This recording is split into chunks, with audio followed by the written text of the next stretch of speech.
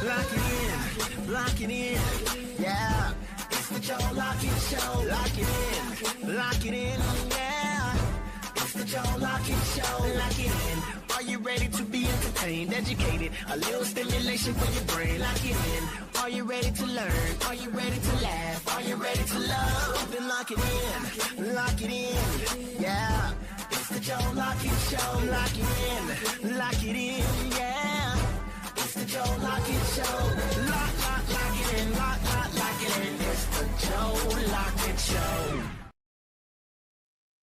What's up, y'all? Welcome into the LIM. It is the Joe Lockett Show on your favorite network. Welcome into the Joe Lockett Show. How y'all doing today, man? We are in the building. It is Messy Monday right here, brought to you by Lockett In Media. Also brought to you by Infinite Tequila. Also brought to you by the one and only Big Daddy Barbecue Sauce. All right, guys, you guys are locked into your favorite eating ride. And the sweet smells in the studio, of course, is by the one and only Tamise Creations. You can find all our people out there on Amazon, or you can go to your local ABC store and get your Infinite Tequila, or you can go down to 1200 Bessemer Avenue or Amazon and get the Big Daddy products. Welcome into the Joe Lockett Show. How y'all doing today, man? I hope you guys had a great weekend.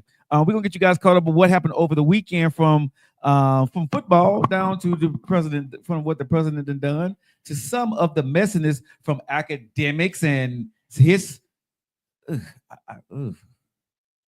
Yeah, that conversation academics had, bruh. Oh, so you actually heard about it? I was trying to spook you. No, I heard about the 12 years. Yeah, 12 years of yeah, I heard it. Yeah, that was. Anyway, y'all gonna stay locked in. Also on Messy Monday, the topic of the day is, you guys stay locked in. Don't you go anywhere. The topic of the day is this right here, y'all. Do women,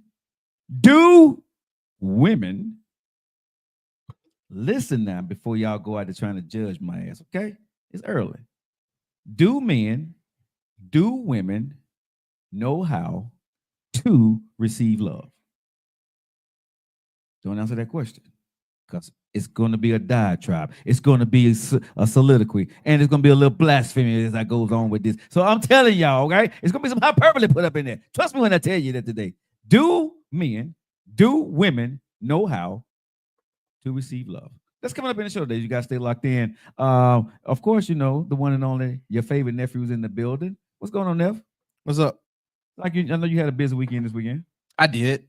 Shout out to Pinnacle Solutions. Yeah. And Filter Coffee Parlor. Yeah. Had an event up there that went really, really good. Yeah. Lock It In Media. If you guys wanted to know that Lock It In Media, we do events where we provide the music, the sounds, the lights, and all that other stuff. The ambiance. We come in and we record stuff for you, take pictures for you. You know what I mean? So if you guys ever want to hire Lock It In Media to come do those things, like, we have a team of people that goes out and do that. We told you we had some things coming up in 2025, and that's one of the products that we're offering.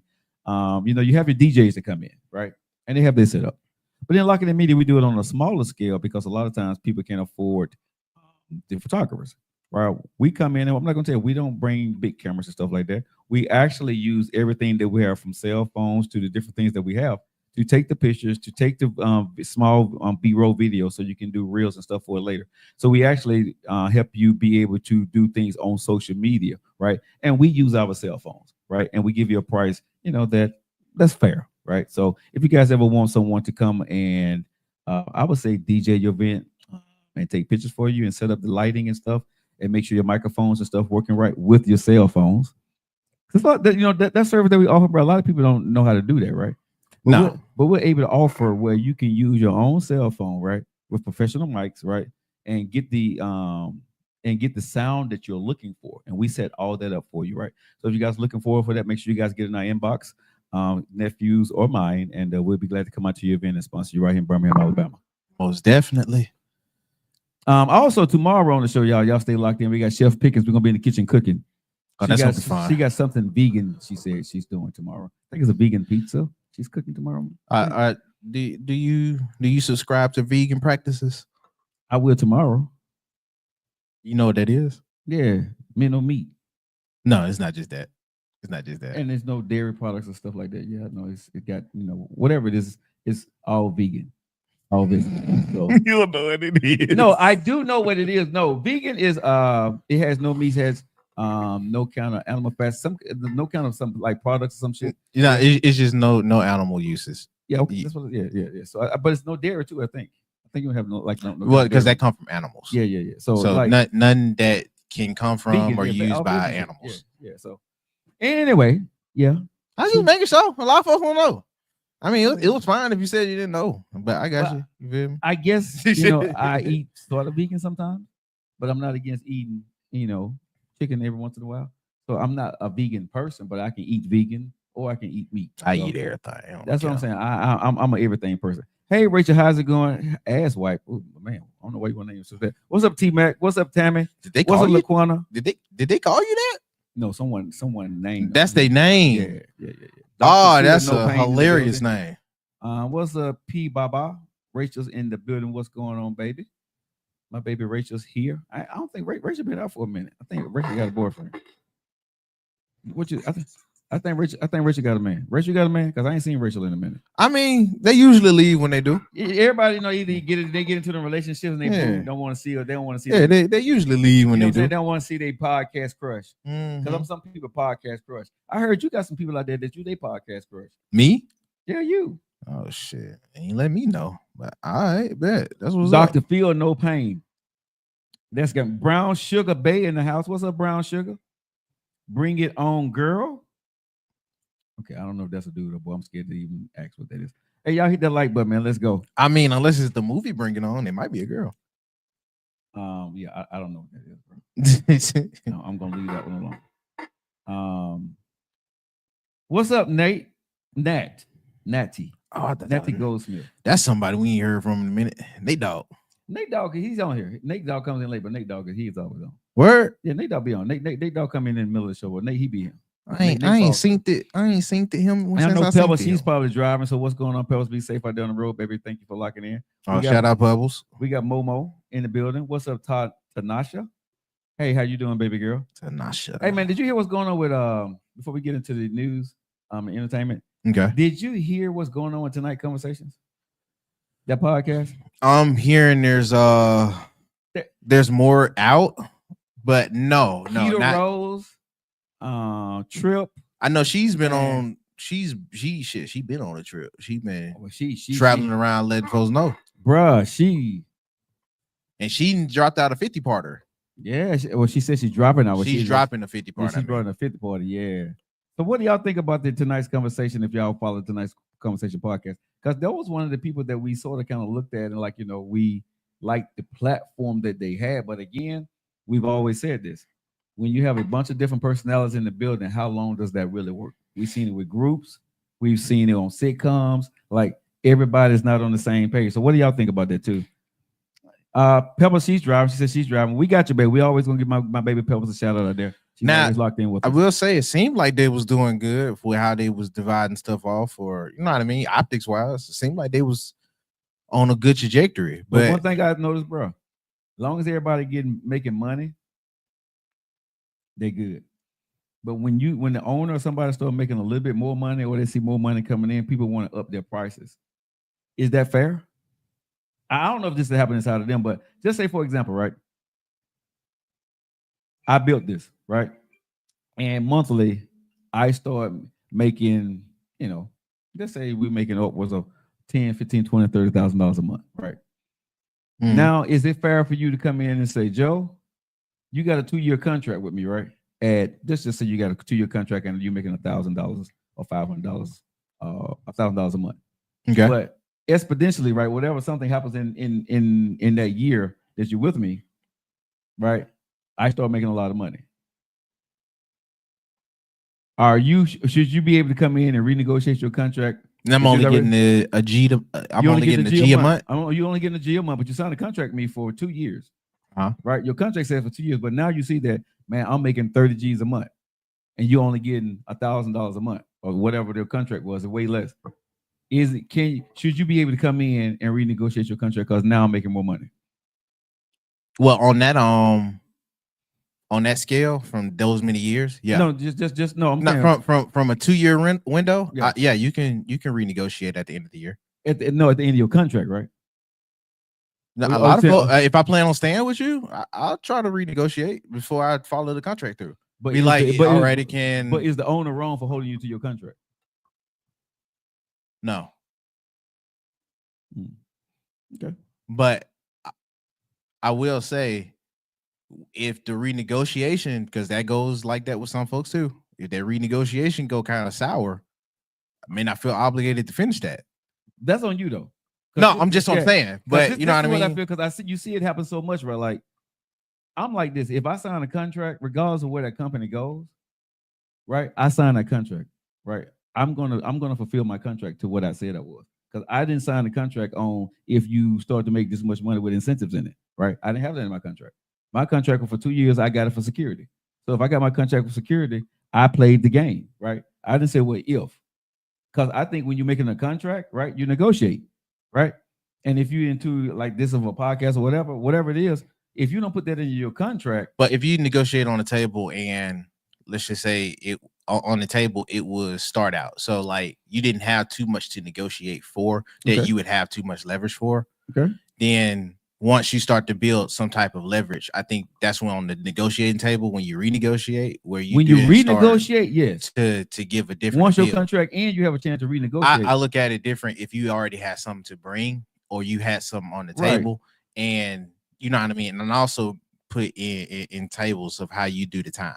So like you said, 2-year window. 2-year window is you got a 2-year contract. That's a pretty short window. After the first year, you damn near out at already. Yeah. So renegotiation time is when you should start to talk. Right. But if it's 4 to 5, and after the second year you feel away, I'm more inclined with you, buddy.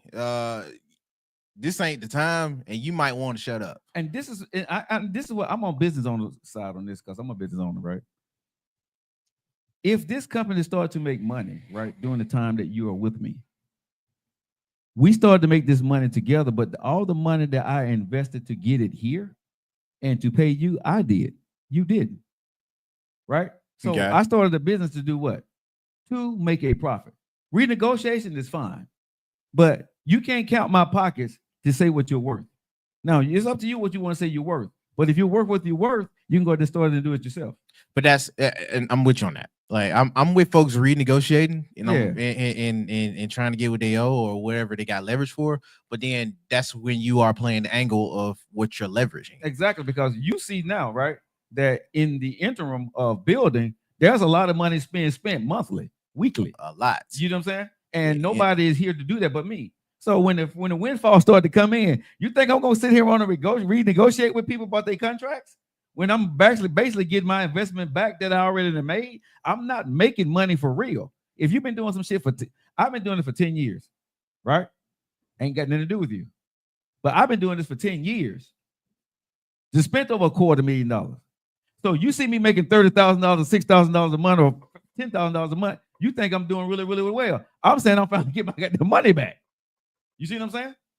So I think a lot of times, right, you need to make sure as a business owner that as you grow people on the brand, number one, make sure it's yours. And then make sure, and this is something I'm big on, and you tell me if I'm wrong here. I'm very big, nephew, on making sure that you grow your brand along with mine.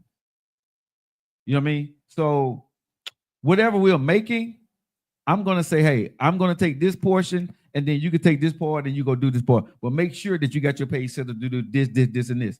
So if you decide to leave, you know me, I always say this. If you decide to leave, you can do your own thing. I think a lot of business owners is like that because they tried to get on Joe Budden for saying pretty much the same thing with the last folks he had before this go around. Hey, Robin, how you doing, baby? And he emphasized them a lot. He wanted them to start up their own just because of how much involvement and how much leverage they were starting to build. Thank you, Mom. But some folks, I mean, what can you tell to some folks when they want to be a worker? Did the same thing. Nelly got everybody with Country Grandma deal, right? With Country Grandma, right? But he got everybody their deal. But at that point, that's on you to work. But that part, see, it's easy when you get on with me and you say I made you, right? But you also, then if you're that goddamn good, and this is just me. If you are as bad as you say you are, bro, you can walk off my stage, go open up your own stage, and go make the same amount of money. But that's what I was talking about. That's when you renegotiate. Hey, Bridget, how's it going, what baby? do you have to leverage on the table? Shoot, when they was talking with folks, and I promise we're gonna get to the news eventually. But when they was talking with The Rock is real good for this. When he was talking with Vince McMahon on, hey, what I feel I'm owed because I see Steve Austin on the end. He said, hey, bro, I want to make this and this and that. Vince said, all right, you're gonna have a year where you learn the business. You feel me? Have a year where, because I don't care about the color for real, even though you are one of the first black men to get this. Right. But if you want what he's getting, you want what he getting over there, I need to see that you know the business and that you can handle his behind the boardroom. You feel me? And he learned the business, and then he got triple what he was owed. Just from learning the business, because you got a different leverage. Who else said this? It was somebody. It was T.I. Somebody asked him to sign him, and T.I. said, "I'm not gonna sign you because if I sign you, you're not ever gonna make any money." I think I know what you're talking about. Right? I forgot who he told it, but he said the best advice T.I. told me was, "I'm not gonna give you $1 million signing bonus, right? Because you're forever gonna have to pay me back, and I'm gonna get my money back, and I'm gonna get that plus some." Go start your own record label. And he said, that guy said, I went and started my own, and that was the best advice. I didn't like what he told me because I know he had the money, right? But again, I think sometimes when I'm looking at what Ace Metaphor done, now this is what I say, if it's true, allegedly. If what Ace Metaphor did with tonight's conversation, right? You can't be out there sleeping with everybody, bro. And then trying to run the business, and everybody knows you're sleeping. That boy getting the cheeks. And hold on, and you married. They ain't start nobody, but I'm with you. No, but I'm just saying you can't be out here, right? Getting cheeks, and you know you out here. Your team know you married and know you out here doing dirt. That's come on now, dog. Come on, man. But that's different than Joe Lockett being single and sleeping with different women. You know what I'm saying? And I own Lockett in media. I'm single, but if you married and your team know you married and you out there sleeping with some of the participants, I mean, it could. You gonna view it, it's still gonna be nasty, but you still gonna view it different because that's a married man versus a single one. But if you sleeping around with everybody and you ain't paying them, I mean, I'm gonna look at you way still too. But here's the thing: me personally, and I don't know Ace Medical because he came out and did a live and said he paid everybody. A word, so he broke silence. Yeah, he broke silence. He came out and said, hey, he's not gonna speak on his private life, but he did say that. He has receipts and that he paid everybody, and he has never not paid people their money. Their money. So again, he said he'll take up the situation in offline where it need to be handled. So I'm guessing whatever Keita Rose is saying about him, that he's gonna take her to court or sue her. I mean, that defamation of some type of character. But what I'm thinking is, bro, I don't think he want to go that route with her, because she don't seem to be a dumb person. And I think whatever he thinks, because she's very careful on the things she say and what she say, and to say allegedly and all this other stuff. So, I think I don't know. I don't know either, but I'm just looking at the tone, because there's a lot of folks that can do a real good tone. Well, the only thing I'm gonna say about her is, you're not getting what you want now, and you sound like a disgruntled person, and now you're telling everybody's tea. Well, she was fired, but I'm with you. Yeah, but it sound like bitter grapes or sour grapes. Right. So once you got fired, now, you know what I'm saying? You coming back and said, I wasn't paid for a couple of shows and all this other stuff. Again, it's a great marketing ploy to get people to come to her page, because she is getting a buzz. She has went viral. She's starting traction. Oh, she got traction like hell. And with Trip Fontaine, I don't know if he's going to get the same traction that he was getting on tonight's conversation, even though he's really, really, really good, and he was a pivotal part of that show. Well, that was tonight's conversation, because he was doing something else on YouTube. He was doing portrait and some other stuff, right? Yeah. He's a very deep guy, but I didn't know, the masses didn't know him until he got with tonight's conversation. Hopefully he's able to parlay tonight's conversation audience. People who knew him. I'm not saying that. Okay. But I'm saying it's like when you get on certain platforms, like right now, people know me. But if I get on the Breakfast Club, when I get on the Breakfast Club, when I get on the General Hudson show, right, I'm on another platform, on another level now. You see what I'm saying? So yeah, people knew me. It's introductions. Yeah, you know what I'm saying? But the different platforms that you own, how are you able to parlay their platform to your success and drive that traffic back to you, to liking your page, subscribing to what you do, and giving them content that they want to see you for, even though you're not on the Breakfast Club every day or the Jennifer Hudson Show or the Kelly Clarkson Show or something like that, right? Yeah. So I think, it's yet to be seen. Even though he's really good, is he really good without Tonight Conversations to bring in an audience each and every time that he does something?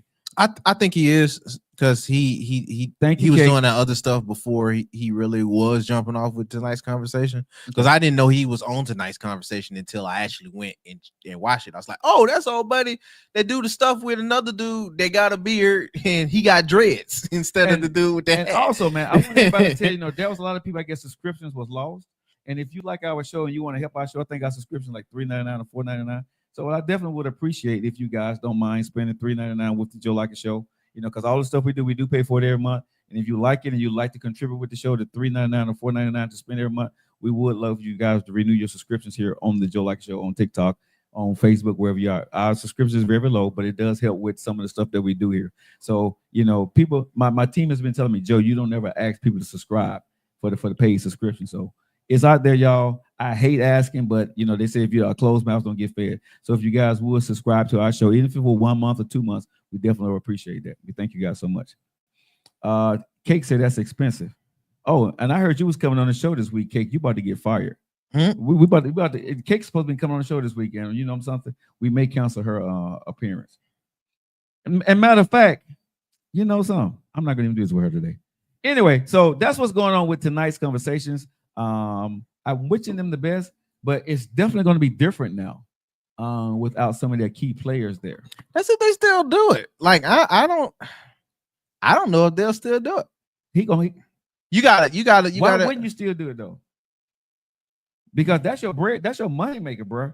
You got hit. That's his live event thing. Yeah, but that's still his money maker. Tonight Conversation, how you make his money. Live events, podcasting, that's how you make his money. He owned 100% of Tonight's Conversation, to my knowledge. That's what I'm not sure of. If he owns 100%. From what everybody been saying, Tonight Conversation is Ace Motherfucker. Yes. Okay. Yes, I haven't heard nobody else's name called. Now because he said he had no sponsors. He said everything that came out of his pocket on his live. He said everything from the day it started to now. He said till he got to the point. He said all of that money came out of my pocket. Yeah. He said, so people don't understand because I listen to his live because I just want to kind of hear the inner workings. I don't care about the gossip part of it. Yeah. It was kind of fun to watch for a minute, but I'm kind of past. Yeah, no. And, she going in about your boy. I don't know who the fuck was I working for. Yeah. And that's where it kind of sounds like sour grapes too. Like you can't escape that either. Yeah. She hurt. She hurt. But so, I mean, ask the question: why would somebody be so loyal, be with you for 3 or 4 years, right? How did y'all get to this point? Something happened. Whose side it is, bro? I don't know, but something happened, right? Yeah. Where she had to go to social media to get her point across to you, because she don't seem like the person that would just go straight to social media. She seemed like that type of person, she don't seem like. If you ain't got your paycheck, bro, and that was happening like last year, and we just not hearing about it. She go to social media for other stuff. Yeah, but she ain't said nothing about I hadn't heard her till this time say anything bad about Tonight's Conversation. I'm with you. I mean, I haven't seen it either. I haven't. But when she got fired, right? But that's the other thing. Like and we're gonna talk about it in the news. Shoot, it's some folks that they go out of their way to social media. Yeah. Maybe she just wanted that attention. Well, let's say this, man, because we're a podcast and Tonight's Conversation is a great product. Regardless, and this is what I'm gonna say this, and I want to move on. Just because somebody is giving you information, but they're doing something different in their personal life, nephew, do you think that they can't give you good advice? Because they're basically saying, wait, what? Okay, so the people on Tonight's Conversation, Trip is married. I mean, not Trip, but Ace Metaphor is married. Okay, but he's out there fucking around with his wife, allegedly. Okay, but he's giving good advice. Yeah. Oh, you think that negates the advice he giving? Right. And the other woman, she's giving good advice, the dark skinned lady. And she's smashing him. she's smashing him, and I guess doing everything else got 4 kids with different baby daddies, and no, you can still say true. Is it bad that they're giving good advice, but they're not following what they're saying? I'll be honest with you, and probably give them a little bit more credence. Because you know exactly what you're not doing, and you know exactly what you could be doing. All you gotta do is just harness your good side. Yeah, you know you on the trifling tip right now, but you know, oh man, I maybe should be doing this. You feel me? Like doing bad, you just on the opposite side of what good is. So you might be able to really identify what good is, just because of you being a bad guy. All right, cool. Let's get to entertainment news. All righty. So we'll go on with our live entertainment. Without further ado, here they are. It's cliffhangers. Love it. I just love it.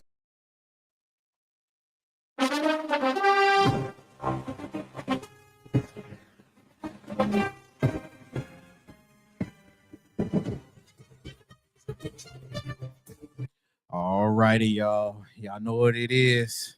It's Super Bowl time. They finally came in. The championships is over with. And a lot of folks is upset and pissed off. And I love it. I'm not going to lie to you. I absolutely love it because I like seeing anything with a cow and a boy at the end upset like hell. But they are officially in, you guys. Super Bowl. Which one is this? I don't know. Super Bowl something. Super Bowl, New Orleans. 7 something. It might be. I'm not sure. Who cares? But hey, Super Bowl New Orleans has been confirmed. It is everybody. GQ rated himself, Mr. Bling Bling and Black Love, Mr. Jalen Hurts, and the Philadelphia Eagles versus everybody's nemesis, Kermit the Frog himself, Mr. State Farm, Mr. Super Bowl multiple time looking for a 3-peat, Patrick Mahomes and the freaking Chiefs. My homeboy. Yeah. Hey man, I like him in villain mode. Did you see that movie yesterday? What? Kill Bill 4 starring My Homeboy. No. That directed by Andy Reid. I know what she's talking about. Hey, I'm sorry. For villains, I love looking at anything that got Patrick Mahomes, Travis Kelce, and Andy Reid in it. Them 3 are hilarious. To have the time to stunt on everybody, possibly go for a 3-peat, and got the time to still crack jokes about it. It's crazy. Bill Belichick would never. Tom Brady would never. Yo, bro, I'm looking forward to this. Man. I am. And I'm gonna say whoever wins, bro, I'm okay with it because I'm a homeboy fan, of course. But Jalen Hurts, he's an Alabama, That's Bama. He a graduated, y'all. I know he was over there with the Sooners. He actually graduated from Alabama. And he was a quarterback for us, so he alone. To see him win, that would be cool too. I would love to see Mahomes get the 3-peat. If anybody else, I'd definitely be going strictly Mahomes. But because he's playing against Jalen, I can't lose in this. I'm not losing in this either. Cause like we said, my homeboy, bro. We Patrick Mahomes fans. Yeah, I'm a homeboy fan. But to see Jalen get over the hump, I'm happy to see him do it twice. Because people wrote him out last year, so he wouldn't be able to do it. So, and we had that. And I won't introduce it here, but we had that conversation, and I get it. He did make it there, so he does need credit for that. Yeah, twice yeah. now. Twice. How long Josh Allen been knocking at that door? I wanna don't do that. Don't do this, man. Josh Allen was knocking at that door before Jalen came in. Jalen came in, knocked at the door, and been back twice. Josh Allen, they made it once. Come on now, we gotta keep it facts. But he also lost to the champion every time he did. But he made it over the hump. I'm just saying, man. Let's let's keep it in perspective. He lost to the champion every time he could have. Everybody have lost to my homeboy, but at least Jalen has made it to the final chapter. Josh ain't made it to the final chapter. Look, bro.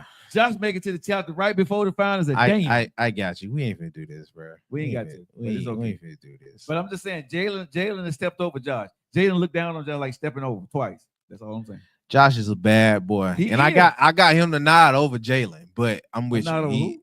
I got him not over Jalen. You lost your mind. For what? Why you say that? Jalen ain't never beat him. Anytime they went together. And I don't think Jalen really been on the field whenever they played the Philadelphia Eagles. He didn't feel necessary. Because he was hurt.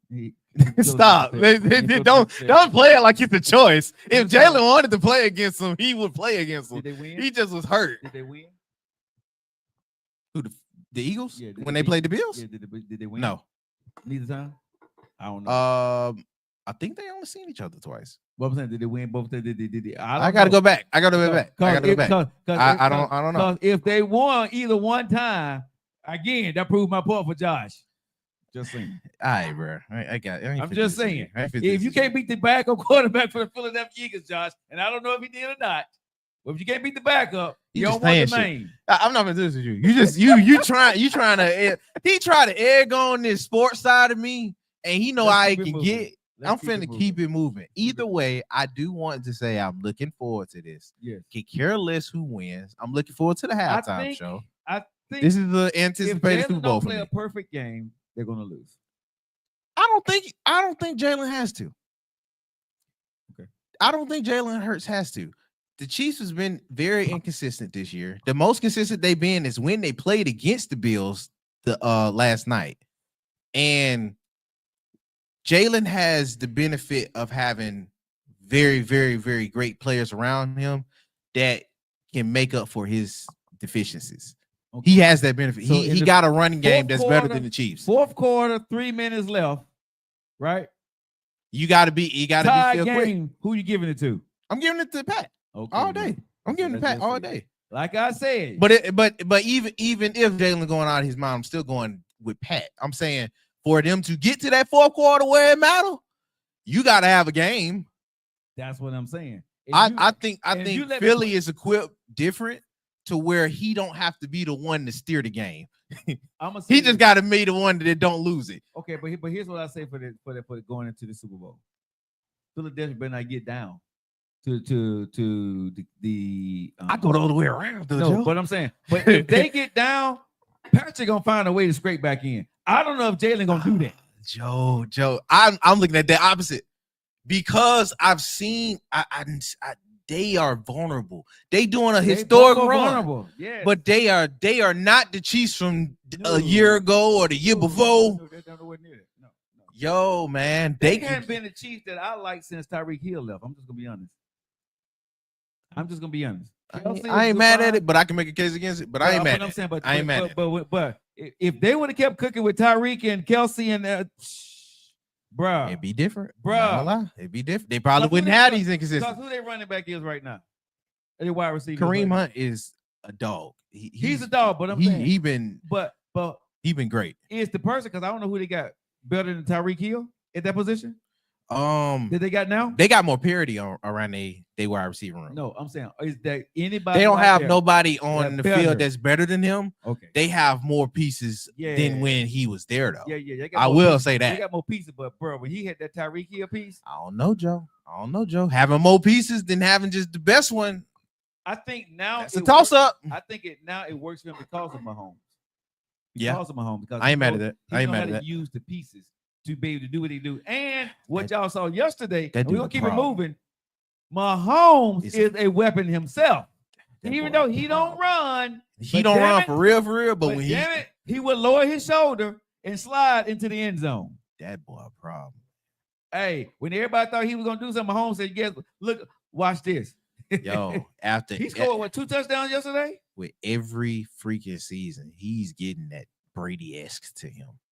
But every freaking season, he's like a mixture between Brady and freaking Aaron Rodgers and Mahomes because he's different. No, that's what I'm saying. If you had to mix the two, he is the mixture between Aaron Rodgers and Tom Brady Allen and Mahomes. And the only reason Josh Allen is a mixture between Josh Allen and Mahomes. He a mixture between himself and a Mahomes boy. If you watched him yesterday, bro, that sound weird. He just himself. I watched him yesterday, bro, when he was playing, and some of the things he was doing was Mahomes like. No. I'm not putting Josh down, but some of the passes and the way he was flicking the ball and the way he was doing it Well, nobody doing that shit before. I ain't nah. No, well, nobody doing that before Mahomes, bro. No, it was supposed to was doing that. Now, like, let's not do that. Let's not do that. Who? Aaron Rodgers, Brett Favre. They were throwing the ball, not flicking the ball. Joe, stop it. I'm not gonna do this. Aaron Rodgers was doing that. Not what Mahomes was doing, bro. Okay. I'm not gonna do this. We're not gonna do that. We're gonna sport out the show. Yeah, we're not. I'm not gonna do that with you. It was a lot of us that was doing what Mahomes was doing too. Like, stop it. Stop. Matthew Stafford was why you look past. He coined that. My homeboy, he took that from him. The flicker behind the back. Come on, bro. Stop it. Okay, I got you. Hey, we can keep it moving, man. Can't wait for the Super Bowl that is going to be popping up in 2 weeks. Yeah, featuring your boy Kendrick Lamar. He's talking about the halftime show.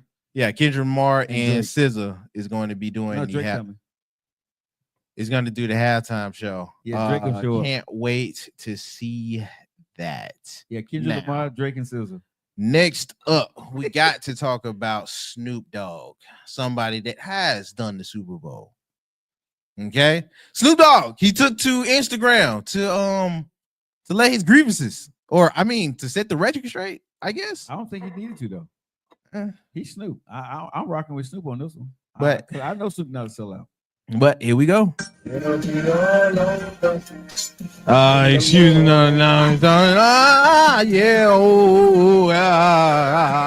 I'm only doing it to get the ready for the copyright.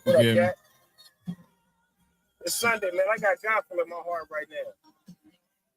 For all the hate, I'm gonna answer with love. Y'all can't hate enough on me. I love too much.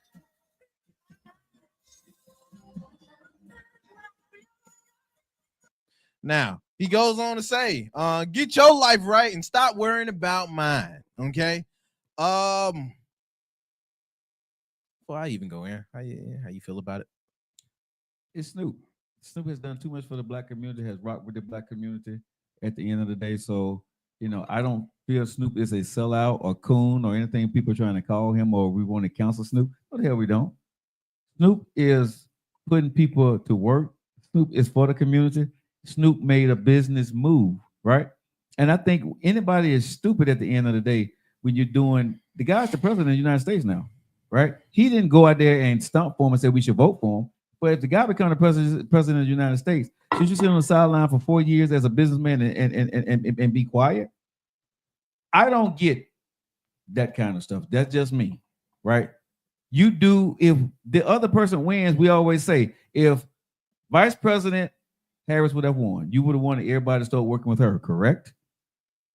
I'm being honest. You would have wanted people to start working with her. If she called them and she won, right, and she wanted whoever to come play at her inauguration, right, you would have said, she won, why not? I mean, it's just two things with this Snoop thing. They holding him to his word. But again, even though that's his word, right? Bringing it back to him. Okay, and that's fine. He said what he said. But again, he didn't go out there and campaign for the president. He didn't. The president won. He went and took the president's money. I ain't mad at the man. Snoop is Snoop. Keep doing what you're doing. Like I said, I love me some Snoop, and it ain't no cancellation in my heart about Snoop. I ain't mad at him going there to get that money. He said, somebody was going to get it. I mean, I love Snoop too. But I mean, I'm not mad at folks holding him accountable. You feel some kind of way that he played? I don't He played care. the crypto? You think you should have told the man no? I knew what it was when he did it. Like, all right, you got paid for it. You feel me? I knew what it was from there. But I mean, I didn't care as much, but I also don't care that they holding him and giving him scrutiny like that. Because he had a strong take. He had a strong point, and he was calling out a whole bunch of folks. Now, hey, tables turn. They finna call your ass out too. That's fine. You feel me? And to that point, they shout out to the Shade Room. This only time I'm really finna give y'all a plug. So congratulations. But yeah, shout out to the Shade Room. They had opened this up to a good topic, and we kind of mentioned it too. Mm-hmm. But to see other folks actually talking about it too, I was kind of misplaced with how I felt, either or. So I'm gonna let them get into it. 1 sec. It just seems like many males from Stephen A. Smith, Charlamagne the God, and even All the Smoke podcasts are finding ways to defend Snoop, Nelly, Rick Ross, and Soulja Boy. All right. So I want to ask you both, where was the energy? Why didn't we help Chrisette Michele when she was getting beat up like that? Well, you tell me, because you just said, you didn't help her because she didn't have a hot album. She wasn't as hot as Nelly, or she wasn't as hot as Snoop. So I'm talking about because Snoop was on the show, then he get a pass. This is ridiculous, fellas. And this is why they're bigger stars, Kiki. That's just a fact. They're bigger, Kiki. It has nothing to do with male or female. Has nothing to do with a male-female thing. This is it just happens to be male-female. These are all bigger stars. Now I will say, because I ain't gonna give y'all a whole promo. Shout out to the Shade Room though for the topic. But they did open it up. Hey, is this a double standard between men and women on how they handled out here, or is it? No, it's not a double standard. Because I'm with old buddy. I'm gonna say no. I think they're both wrong, because I'm gonna say this. Okay. When Donald Trump first came in, it was different. It was a different time. So you was looking like you sold out. When he got in this time, he got in under way different circumstances. It wasn't because of the Proud Boys. It wasn't because of January 6th.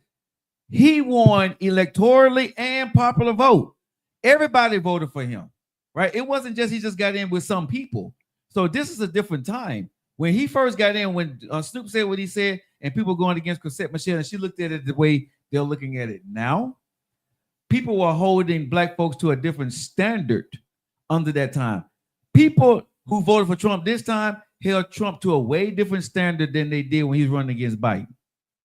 Black people held, that's why Biden won. Harris did not win because they held Trump to a much different standard this time. So if you want to say it's against women, I would have to say that black people and white people and black women and white women are against women being in charge, period. Because this happened this time when Harris could have won. Wait. Hold on. Don't make this so much of the political. Because what I'm saying is, when Chrisette Michele did it, she was a woman under Trump. No, she wasn't under Trump. No, she played for Trump. Yeah. Right? And people didn't like Trump. VP Harris ran against Trump, and she didn't win. Okay. And she was a woman. And they gave her a hard time. What I'm saying is this country has a problem with women. No, I get that. That's not what I'm talking about. I'm talking about how, and they were talking about how we handled both of them given the same, because the same situation would be around the board. If Chrisette Michele played today, she wouldn't have got no smoke in this era. If Snoop would have played back then, he would have got the same smoke Chrisette Michele would have got. Soulja Boy, Rick Ross, and everybody. This time she wouldn't have got that smoke. She would have got the same little bit of smoke if people that came out defending her like they did them. No. She got it honestly probably a little worse than they doing Snoop. Because of the time. No, because it's Snoop. And that's what I was talking about with old buddy Point. I get if you want to go to the political part, I'm not really talking about that. I'm talking about how these artists was handled given something that wasn't considered disgraceful or outrageous. Soulja Boy ain't nobody. Which is why nobody cares. Okay then. So why did they care about Chrisette Michele is not Soulja Boy. That's what I'm saying. But giving it too. But she is Soulja Boy to everybody else. But Joe, no, she's not. But Joe, you're making my point, even with what you're saying right now, which is why it's different when it's between her and Snoop Dogg. Nobody cares what Soulja Boy is doing, whether he said yes or no to it, because it's Soulja Boy. Chrisette Michele, given in the music industry and how she's written for and how she's reviewed in R&B, especially with how, you know what I mean, she kind of was part of those folks with Jill and the rest of them up in the 2000s. She's looked highly upon, just like a Snoop. But when you're comparing the two, Snoop is looked at way higher than Chrisette Michele, so he gets the benefit of the doubt more. That's what they're talking about. Is this that situation, or is it just because she's a woman and as a dude? But if you want to make the case, it's gonna be because she's a woman. Because at the end of the day, bro, nah, I don't agree with that. She's a woman, bro. No, yeah. Because honestly, even when he ran the first time, did nobody? And I like Chrisette Michele. I just went to a concert. A couple of months ago, I went to a live concert. It's in front row. She had a concert? Yeah, she was here. Wow. Yeah, I went. So I like me some Chrisette Michele, right?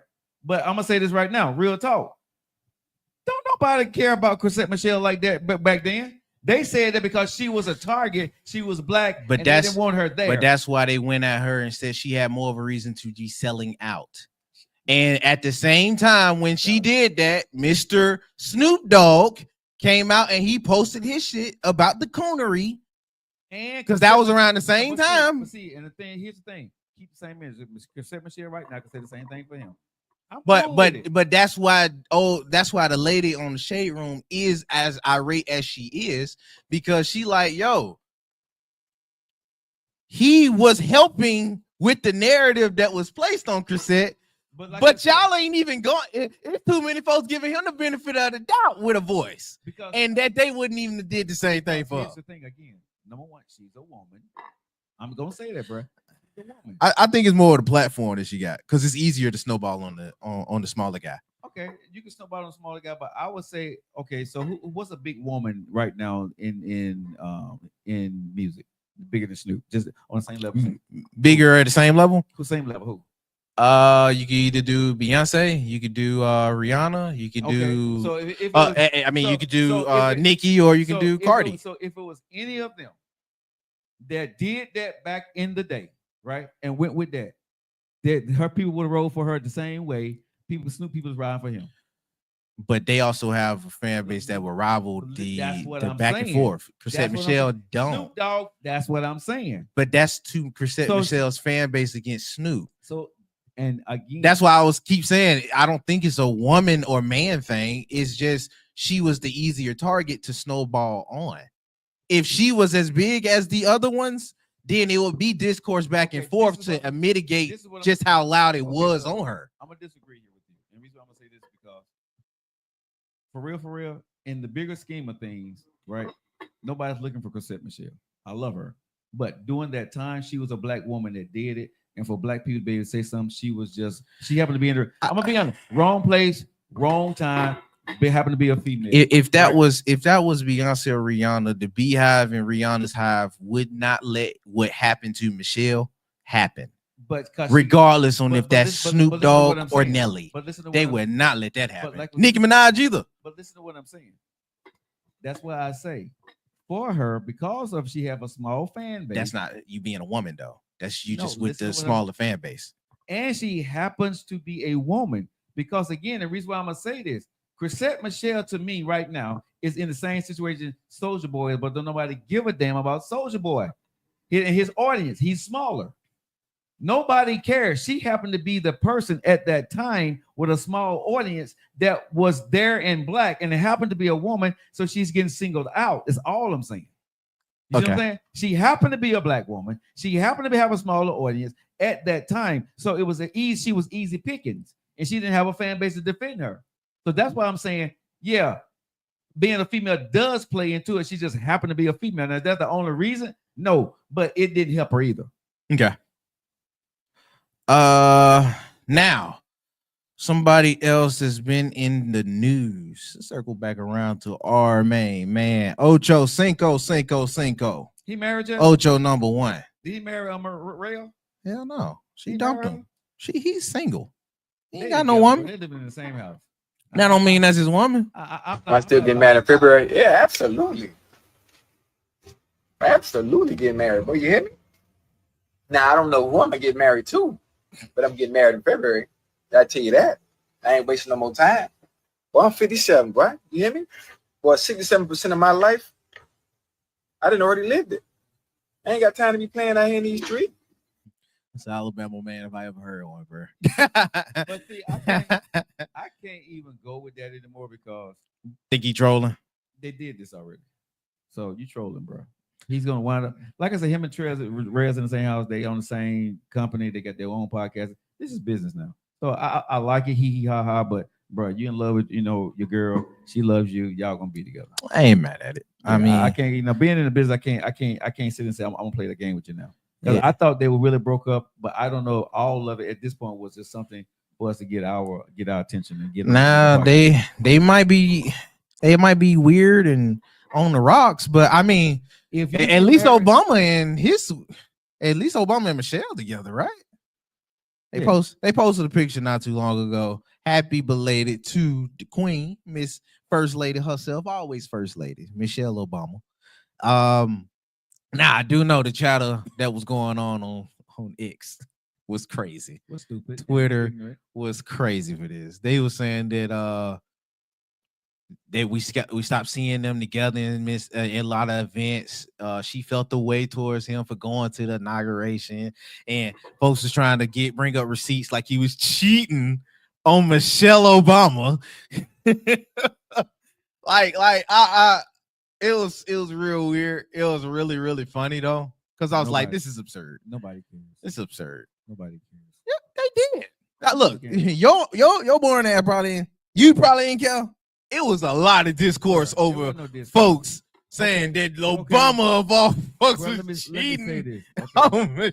Again, nobody cares because nobody believes. If anybody bought into that, you was into some bullshit, because you know that man loved his wife, she loved him, and because she didn't show up, you do the reason why. So if you are there spreading bullshit, you either for clickbait or you there for the goddamn to start the shit. Because again, at the end of the day, but they seem like that couple that laugh at that too. That's what I'm saying. So again, nobody cares. That was just bullshit on the internet, bro. I had not one thought in my mind that him and Michelle was in problem. If she made it through 8 years of being in the White House with women coming after her husband, how in the hell he gonna get in trouble by doing some stuff that he feels that's his political duty? She just said, I don't have to support you no more like I did when you was the president of the United States, because I'm no longer the first lady. But what if he was cheating? But he wasn't. What if he was? He wasn't. He wasn't. Obama don't cheat. I'm gonna go. Obama don't cheat. Obama don't cheat. Obamas don't cheat, bruh. The way I look at him and the way I see that he loves his daughters and stuff like that, nah, bro, I can't see him doing that. Ain't nothing out there better than Michelle for him. You don't have fun with it for real. I can't have fun with somebody. No, because when you got something that's great, I'm not gonna go out there and even joke with that. No. Now, Obamas don't cheat.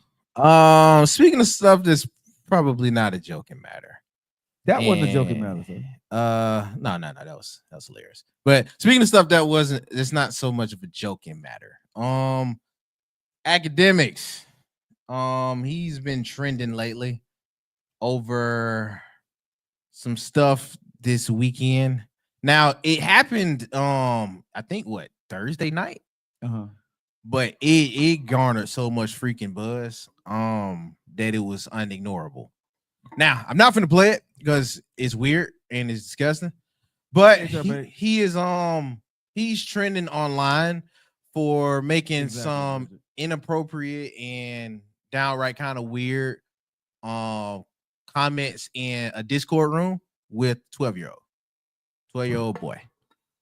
Now, I mentioned him before, but you probably don't know him, the Black Boy Max guy with the dude that left out after smoking in his face. Right. The 12-year-old boy is actually a modder and admin on his channel.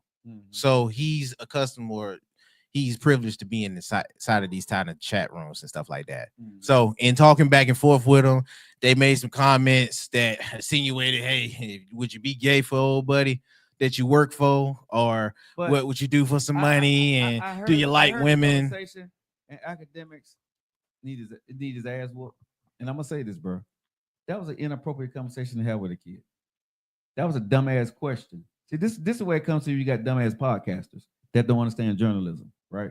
And understand your audience. That was inappropriate, period. I don't care if you're streaming. I don't care, bruh. No. His audience wild like that. Bruh, I don't care.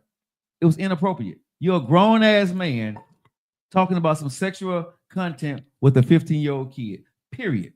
That's inappropriate. Well, I don't care where you are, how big you is.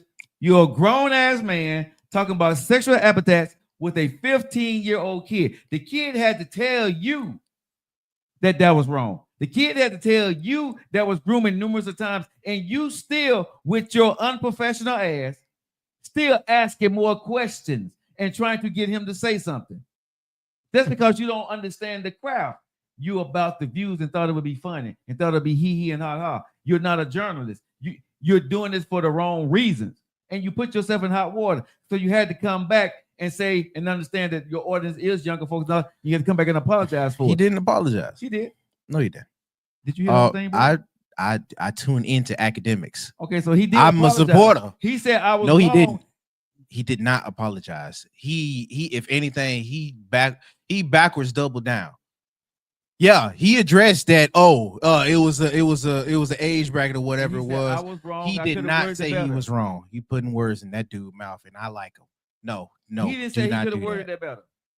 No, he said that he felt that wasn't anywhere near as bad because he said that was like him talking to a little brother. You talking to somebody that watched the stream, Joe? Okay, he did not apologize. Nephew, I'm gonna have to play your clip that I heard. Joe, in that same clip, I know what you're talking about. That wasn't an apology because he's still in that same clip, doubled down 3 different times about what he was doing. Doubling down, I got it, but that's not an apology, Joe. That's not. Okay. There's no way you can wrap that up. Bro, I'm not trying. I ain't trying to wrap it because I think he's a sleazeball. Period. Joe, I'm not either. I support the dude. That's what I'm saying. I look. If I'm one thing, I'm consistent on still holding who I like accountable. I like Snoop. I held him accountable because that's what it was. Shoot, for things with Kendrick, yeah, I can understand why you don't like him because that's what he is. This is what he is. His fan base is rabid like that. His fan base is weird like that. Even in that same apology to bring up Kendrick, he tried to blame fans that likes him. Instead of taking real accountability, he also tried to blame it on Old Buddy, who is the dude that Old Buddy works for, the 15-year-old. He tried to blame it on Black Boy Max in his fan base. I'm saying, don't give him that because he didn't earn it. He needs to be held really accountable for what he was going about. Just because this is some shit that you can talk with your brother does not mean you handle everybody like your brother. Does not mean you talk about these things on Discord that's live. So if we that's what I'm saying. If we can hold people accountable, hold his ass accountable. Bro, he didn't apologize. I'm concerned.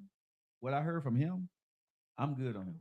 I don't need to hear nothing else from him because he showed me who he was in that interview. And am I gonna hold him to that one interview? Yes, because do that. You there are certain things you can forgive people for, forgive it, but you know better.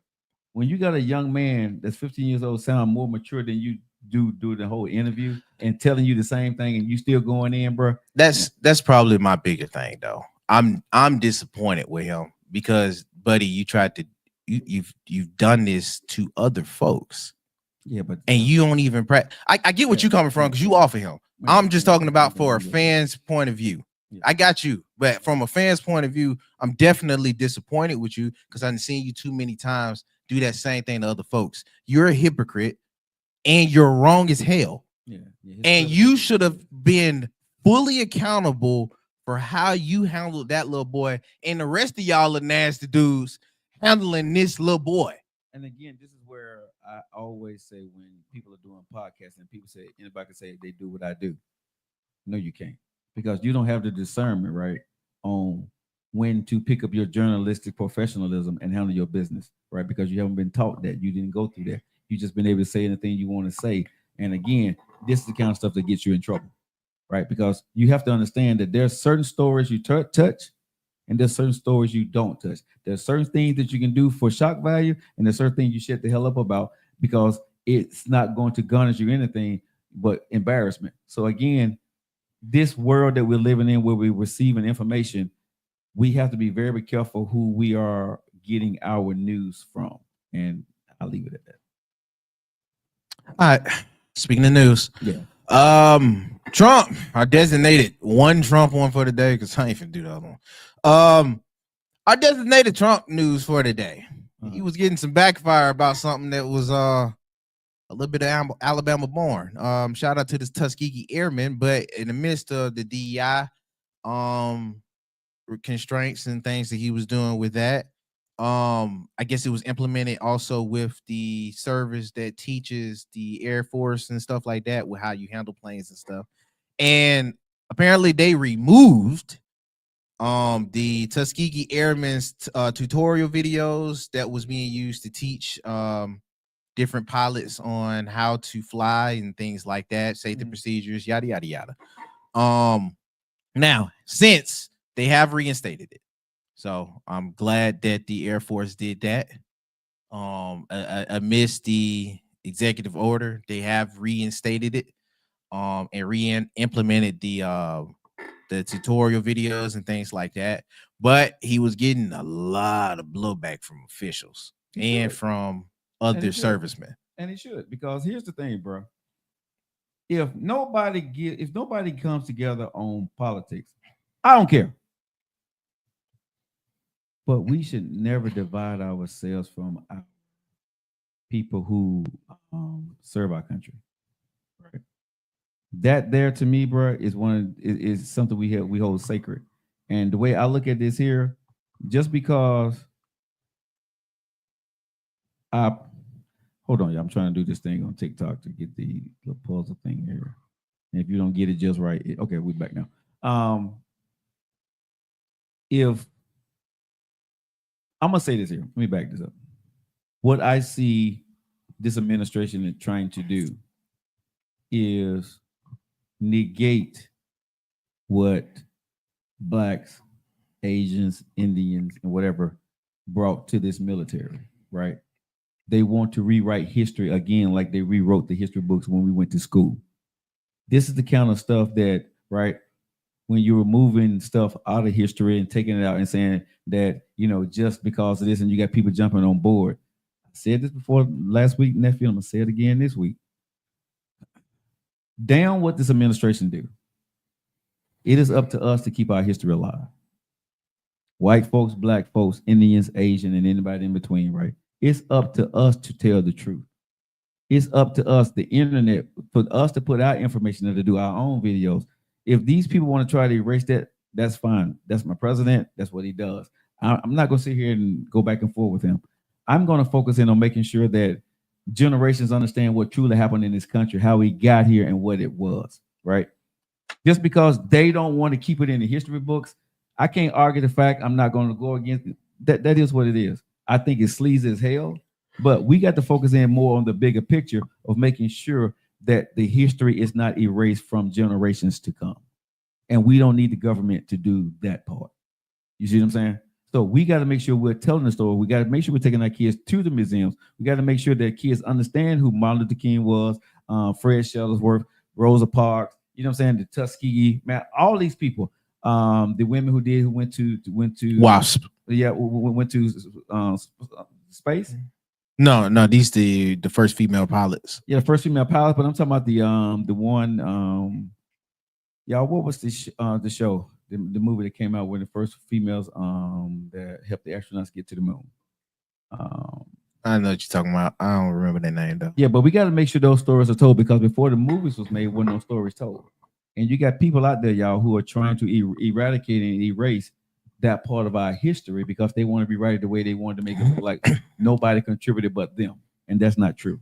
You see what I'm saying? So what I'm saying is right now, what we see is okay to talk about, but we have to do more than just talk. We have to make sure that we're implementing. If it's not being taught in schools, you can't stop what you teach at home. Y'all get what I'm saying? Teach your kids. The history is there. The internet, you can't erase that. Teach your kids, get the books, let them read the books, read the stories with your kids, and make sure these stories are passed on from generation to generation so your kids know exactly what a strong ethnicity that they come from, wherever you come from. And that's my word to y'all.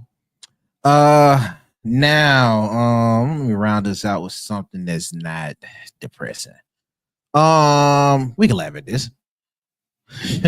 And I like them. That's crazy. Going a little bit to basketball. Okay. For the last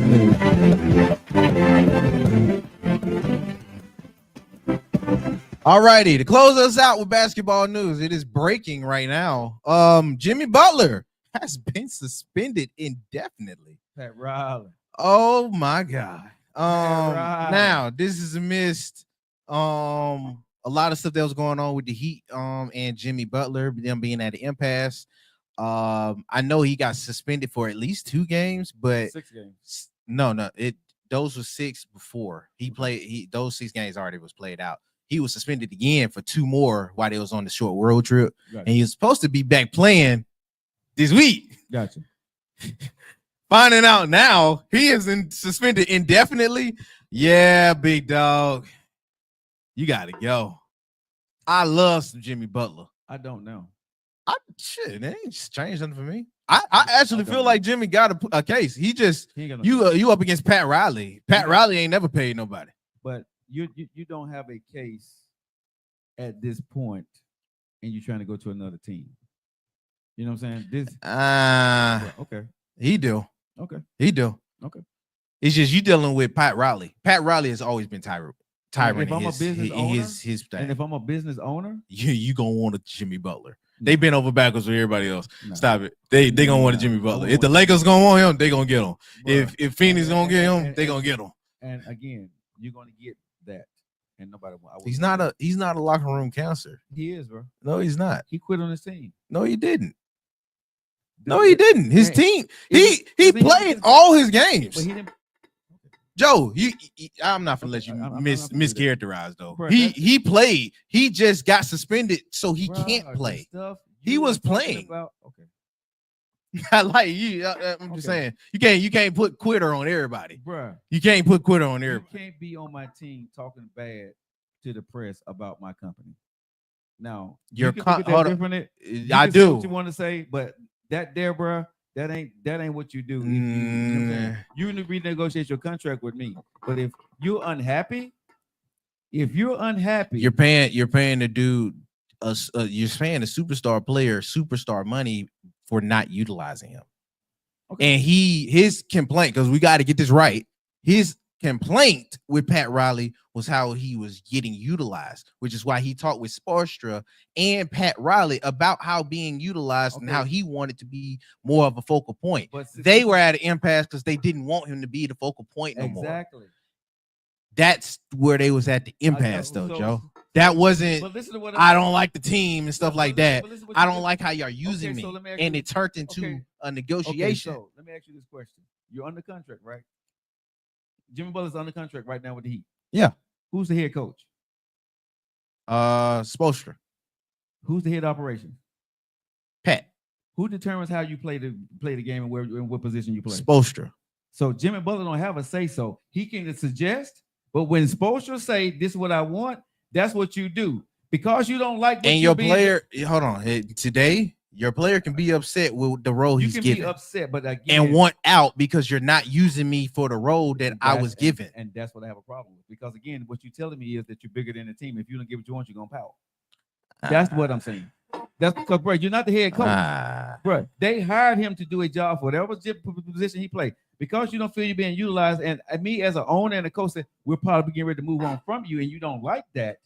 That ain't your choice to come in and try to tell us and be mad and say stuff because we're not utilizing you no more. We're moving on. We're building a business. You are being paid a contract. You will be paid accordingly. Now, you can do what you want, but what I'm saying is as a owner, as another team, that is a cancer in your locker room. Because if you're not happy on the next team that you go to and they start underutilizing you, you've already showed me how you react. I wouldn't want you on my team. Jimmy Butler's a good player. Right, but he's been a horrible teammate right now. Play out your contract. You don't like it, go somewhere else that suits you better. You don't you don't try to tell a head coach his job or how to play you. That ain't your job. Now, y'all say in this day and age that you have this power. No, you don't. That's why his ass is suspended indefinitely. Because they just showed him who got the power, not you. They just set his ass down. I'll pay you, but you're not going to tell me how to run my team. So guess what he got to do? He's going to sit his ass out for the rest of the year probably and go to another team. And it's not going to be his favorite situation because they're going to trade him where they want to. Jimmy, you lose. So now you're not going to go to the best team. You're going to go to where Pat Riley said you're going to go.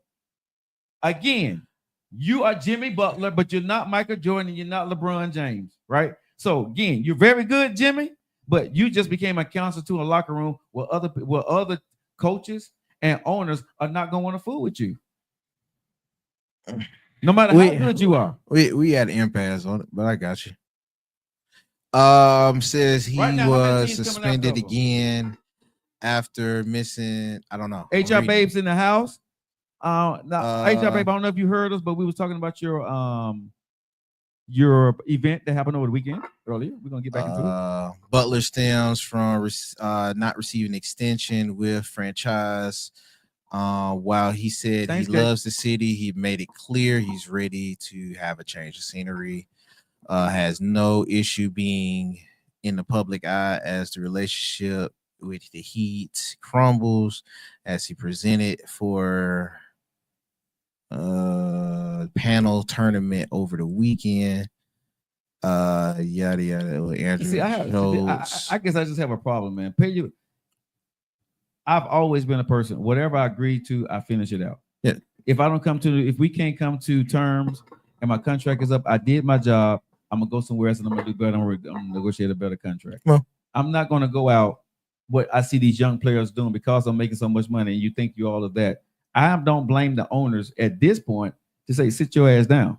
This is my team. That's my coach. If you don't want to listen to him, go sit down somewhere. I get that you want to have control, but if you want to have control, do your own team. Because me writing the paychecks and me signing the paychecks, I got last say so. You know what I'm saying? People don't get, you can have so much money and you think that you got so much power, but if that man stops stroking that check, how much power you got without your money? You're as powerful as the name on your check. That's what I tell everybody. If your name is on your check, you got absolute power. But if somebody's name is on your check every single payday, you don't have absolute power, and you got to listen to somebody. And if you don't know how to listen to them, and you want to sit there and bitch and moan to the person that's signing your paycheck, bro, you're gonna lose every time. Where Jimmy at on the sidelines? Well, so look, he's still rich, so I'm like, it's hard for me to be too sad for him. Being rich, you got already solidified thousands, hundreds of thousands. So I would just say for these young folks out there, man, as the old folks you said back in the day, don't get too big for your britches. You know what I'm saying? Don't get too big for your britches at the end of the day, because bro, at some point you have to realize once that NBA check stop coming, that's a different breed. That's a different beast. The NBA money and your podcast money is different. Let me tell you this: NBA plus podcast money plus endorsements is good.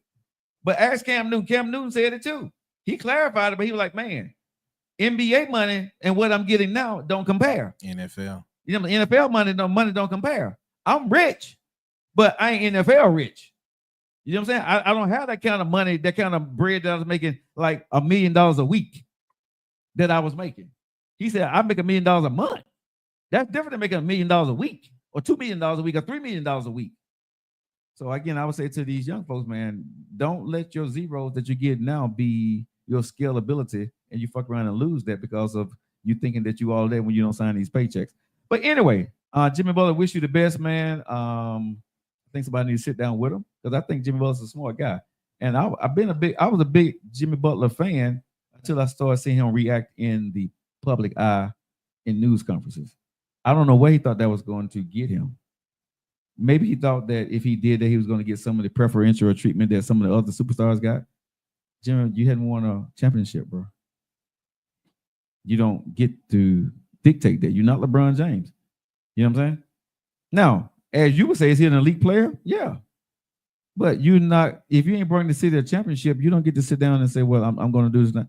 You don't get those kind of privileges. I didn't seen Chris Paul do that same angle. I'm sorry. But look what Chris Paul is, though. Chris Paul ain't a champion, though. Exactly. And Chris Paul ain't got nothing. He did that to get to where he wanted to go. That's what I'm saying. I've seen that same angle used before. He was like that with the Clippers. That's why he went to the freaking Houston Rockets. But Chris Paul did it in a manner and knowing what he was going to get. Way, Joe. Okay. But Chris Paul, when he got out of the situation with the Clippers, he went where? Houston. When he went to Houston, better team. He went to a better team. But when he did what he did, number one, Chris Paul was not the focal point of the Clippers. Was not. He was a piece. Okay. Bruh. He was on that team with Blake Griffin. Yeah. They had a squad. He was Lob City for them. He was not the focal point. He was not the he was the superstar. So when you went, he was bigger than Blake Griffin and DeAndre Jordan. So people went to go see Chris Paul play. Yes. Okay. They went. Okay. Bro. Leave it alone. I'm gonna leave all that alone because again, like I said, I've seen Chris Paul as a star, but he's never led a team to the promised land. No, but that's my point. So what you were saying. So he ain't a champion, but I've seen a non-champion get it off. every team has been willing to let his ass go. Everybody. Because he ain't that dude. When they realize he can do, he ain't that dude. He has not led one team out of all the years he's been into the NBA. He has not led them to one championship. I didn't even seen James Harden and Westbrook get something similar to this off. It happens with the superstars. But James Harden and aren't champions. Westbrook is a hard worker.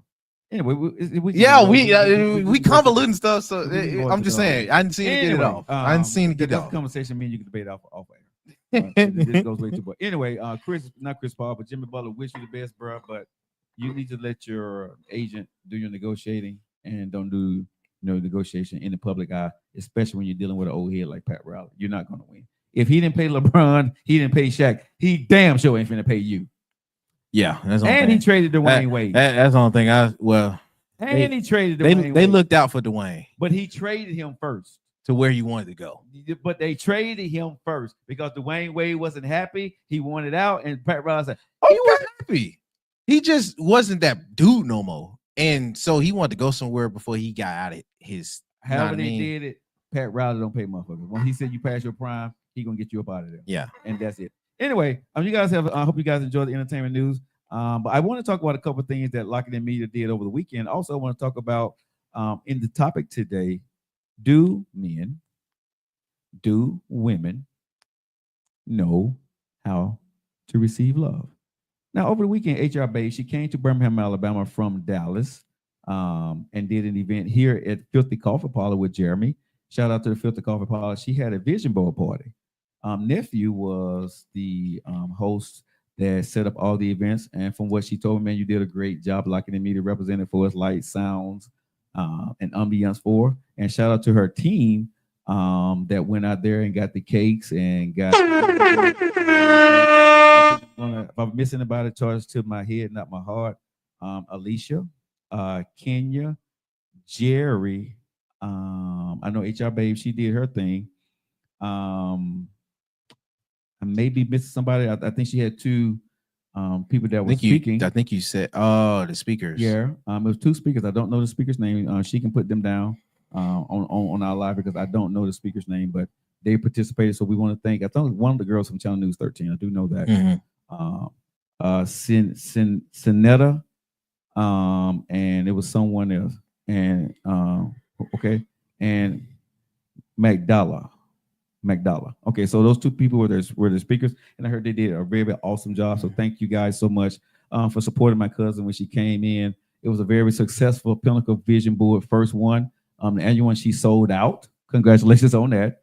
So everybody who bought tickets, we was actually one of the sponsors for one of the tickets there. So for everybody who went there, I hope you guys got your vision and got your thing put in place. And I heard that one word that she had. What was her one word that she had? Intentional. Sensational. But vision board parties are important, and I love what she was able to do. And she lives in Dallas, but she brought it back to her hometown to bring people together to get their vision right, to help them achieve goals like she has in 2024 to 2025. So HR Babe, thank you so much. I think you sold out this year. I think you're gonna have a much bigger room. You're gonna need a much bigger venue next year. So congratulations on everything. And also, cuz, thank you for trusting LIM to do the ambiance, the sounds, and the lighting, and the video, and for your event. So thank you so much for that. And if you guys want to hire LIM, make sure you get in our inbox, and we can take care of your event too. And HR Babe, you can tell them in your own words how LIM did. I'll let you tell them on here on live as they're talking to you as we do the show. Was LIM trash or were we good? You give us a rating from 1 through 10. You can let us know how we did. But we thank you guys so much for using us. Go ahead, nephew. You was about to say something? No. All right. With that being said, make sure you follow my cousin.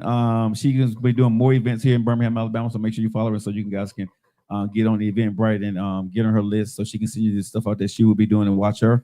The next thing I want to talk about tomorrow, Chef Pickens will be in the house. Mm-hmm. We told you we got new stuff coming on the show. She's doing a vegan dish tomorrow. So we will be in the kitchen and she's going to be teaching me how to cook. Let it cook. Let it cook. And so I'm gonna see, can I? What was that? What the hell no? When that Glorilla, Let It Cook, and that's Glorilla made the song. Oh, that's what you were singing. I thought you was making your own song. Let it cook. Yeah, but she be saying some other stuff, you know. But you like, if you into this, let it cook. Yeah. Yeah. Oh, okay. I just did the beat. Okay. Let it cook. Yeah, you threw me off, but Yeah. I got you. Yeah. I peep it. I did the Joe Rilla part. She's Glorilla. I did Joe Rilla. That's okay. You know, I'm not 27, bro. I'm 54. So. I mean, cut yourself in half. Let it cook tomorrow, right here on the Joe Lockett Show with Chef Pickens. I will be in the kitchen learning how to do something. And I think Cake is coming in from the ATL this week. She said she's going to come in on the show, talk about her book. We're going to have her on the show this week. So hopefully she can come in. And that should be fine. I want this Cake fine. What you think? You think she got some? Because she got her name Candy. They call her Cake. I want to know why. Because she said, when I talked, she said her name is Candace J. So I'm like, where the hell Cake come from? She just thought, every time I always ask her a question, she always laugh. Where the hell and her name on here is Cake. We'll see. We'll see if it's some cake back there. Or I mean, she's from Georgia, so she better have a peach. But she may have a peach, or is it pancake? Ooh. I hope not. I don't know. All right, guys, let's get into it, man. It is 29 minutes after you guys locked into your favorite evening ride right here on the LIM channel with the digital airways. Today is Messy Monday, and I want to talk about this with you guys. And it's very serious. Ladies and gentlemen, men's and women's, nephew, TikTok, Facebook, Instagram, do men and women know how to receive love? And the reason why I'm asking y'all this here, okay, let's get into it now, for real. And y'all can bring y'all in on the chat if y'all want to come in. When we're in a relationship, and I've witnessed this and I've been a part of it, right? Can you receive a hug from a woman, nephew? Yeah. Huh? Yeah. When you're in a relationship and you're just sitting down and your girlfriend say, give me a hug, baby. You just get up and give her a hug. Yeah. Anytime she want it. Yeah. You ain't got a problem with it. No. Have you ever encountered a woman that you went to go give them a hug and they kind of like push you off or move back from you? I mean, if they didn't want the hug then, and I just gave them a hug out of nowhere. You know, it's like, or you try to kiss on them or being affectionate. Are you an affectionate person? No. Like outwards of display of affection. Receiving. Like you got this woman. I can receive it. Okay. I can receive it. So do you give it?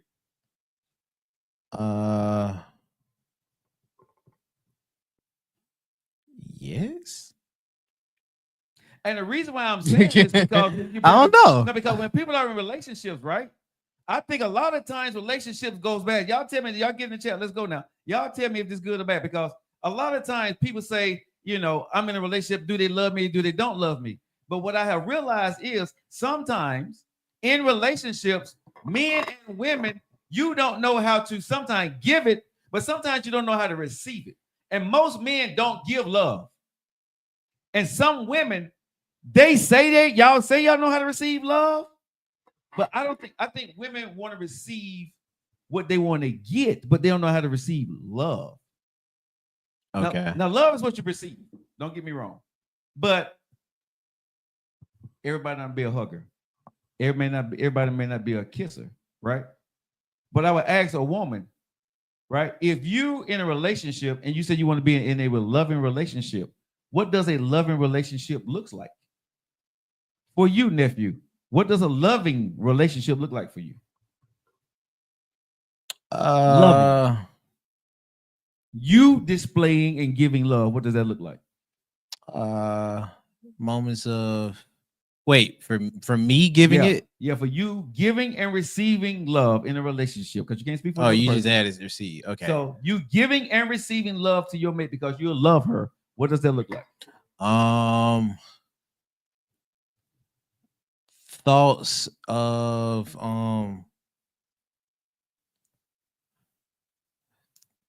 I'm trying to see how I describe it. You know, when you think about somebody and you're getting things in the thought of that may cater to them, or it might be things that they like, or it might not even be something that they need at the time, but you know, they use it, or you feel me? it's a bomb day, so I'm gonna get you something that you like, or you know what I mean, things like that. I guess they'll say that's given in presents and Those are shit. gifts. Yeah, gifts of affection. I'm with that. Chilling, laughing, the intimacy that come with that. That's how you show me you love me. How you perceive me and how you handle me when I'm not around. That's very big for me. That's how I can perceive that as love. How you handle me in the moments where we're not really happy, I can perceive that as love. How I give it, kind of similar to the same ways. How do you give it? I give it by, if I'm out and I know I can get it, I would think about you or consider my partner. I mean, I do, but that's not the only way I show love in gifts. I've been working on trying to, because I wasn't so big on showing love through affection. But for my partner, I'm willing to show loves of affection. Now, on that part, you might have to be a little patient with me because I'm not so good at showing affection like that. But that's what I'm talking about on this. Somebody right here on the Joe Lockett Show, right? Because of what we perceive and what we give in love, right? I think sometimes tarnish our relationships. Because I think a lot of women that I talk to now, bro, they're not looking for love. They're looking for things. Yeah. They're looking for status. They're looking for effort. They're not looking for love itself. You see what I'm saying? And another way, and since you said that, another way that I perceive love and give it would probably be how hard I work for the responsibility. You feel me? Like I'll work extra hard with a double time type of, you know what I mean, average, just to make sure that the responsibility I hold to you is met. Yeah. You feel me? But that ain't always received the same way. Kind of to your point. I had a debate with a friend about this, right? And I said, this bull crap, right? And I said bullshit, right? That I see men and women do when you're talking about dating, I think it's crap. Because a lot of times a woman say a man need to show her, right, that he wants her. I ain't got no problem with that. But this is what I see a lot of times now in relationships, that when a woman is in a relationship with a man, I don't see the woman working for the affection and the love that she has for him. And the man don't know how to put that work in for her. So I think a lot of times when people say I'm looking for the good and perfect mate nephew, you're going to miss him. Because neither one of y'all ain't doing shit. If he don't show, you ain't going to even attempt. He can't show something he don't fucking know. How many men, I'm going to go with black men, know how to show love? How many black men growing up right now in 2025 come from a loving home where the mom and dad is together and they have seen love and they know how to give love to a woman? My daughter is 32 and 22. I don't think there's a lot of men that know, a lot of young men know how to love my kids, love my daughters. I don't think they know how. Do you? I do now. I have an idea. I have an idea now at 54. I have an idea what to tell my daughters what to look for now. But my daughters, I don't believe they know how to give love because they wasn't around their mom and the dad that showed love to each other. They know how to love. But do you know how to love a man? When you love a man, what does that look like?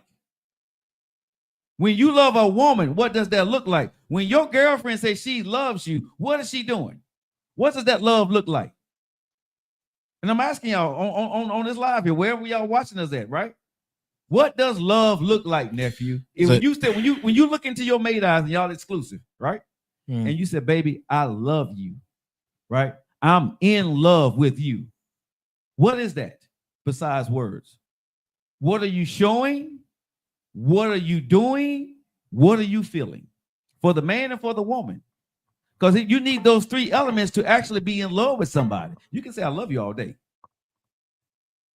But if you're not doing those three, it don't work, bro. So, what's the three again? Excuse me. Showing, doing, and feeling. Excuse me. Because I showing, doing, and feeling. Yes, because if I show you I love you, right, you're going to do something. But do you really feel that you love me? If I stop doing, are you going to still love me? If I stop showing, are you still going to love me? You see what I'm saying? Showing, doing, and feeling. I think, honestly, showing and doing will make you feel stronger for the person. But I can tell you, when I fell in love with my wife, bro, I fell in love with her before she started doing anything.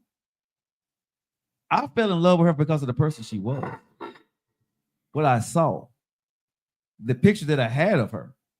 My last wife that I had, it was because when I saw her, I was like, man, yeah, I want to make her my wife. Everything and you else, felt love from there. I had the feeling that I wanted to be this one. This was the woman I wanted to love. Everything else enhanced that feeling. If you would have took away the doing and the action, so there was love there when you just saw her, huh? So there was love there when you just saw her. I was in awe when I saw her. So oh, that's not the same thing. No, but what I'm saying is, when she caught my attention, right? There was a feeling that I had for her. An attraction? Yes, but listen to what I'm saying. It wasn't because she bought me a shirt. It wasn't because she showed up to my house and gave me some ass. When I saw her, I liked her. But that's what I'm trying to understand.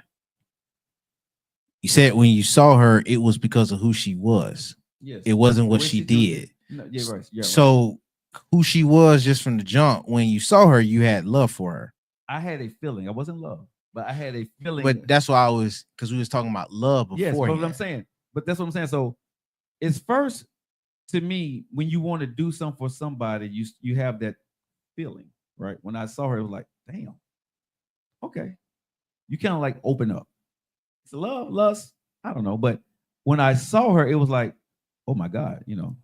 And then the ambiance and the way she carried herself in those first few minutes made me reach out to someone and say, who is that? Had the conversation equal to what I had a glimpse of.